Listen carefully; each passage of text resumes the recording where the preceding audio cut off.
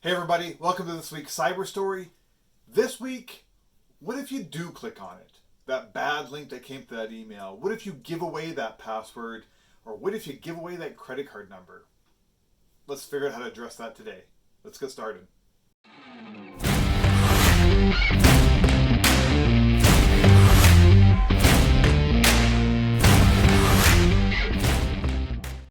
Hey everybody, like I said in the title, what happens when it's too late? You're listening to this video, and even if people who aren't watching this video, everyone has seen these scams. They're in the headlines, they're on the news, they're on social media. Companies are falling for them every day.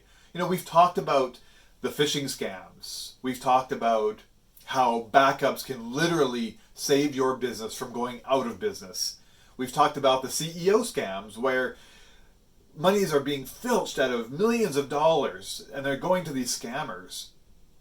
So what happens when you fall for it? I mean, if you think about it, these scammers are investing millions and millions of dollars into figuring out the best way to make you give up your credentials or give up your money. So once that's done and you've caught yourself falling for it, what do you do next? So first off, don't panic. Okay, let's look at the three major things that they're after. First off, it's your credentials. Again, to get into your email in order to propagate their scam. It's your credit card or financial information. They want to get directly, pretty simple, they want to get money from you. Lastly, they want you to click on a malicious link or download a malicious file. Okay, let's start with the first one. Your credentials. So your credentials, typically, it comes through the phishing scams we've talked about or the fake websites. We've talked about those before. If you realize that you've given away your password, there's a couple of things you want to do. If you're part of an organization, you need to contact your IT department. You need to change your password for whatever service that is. Now, here's the other thing.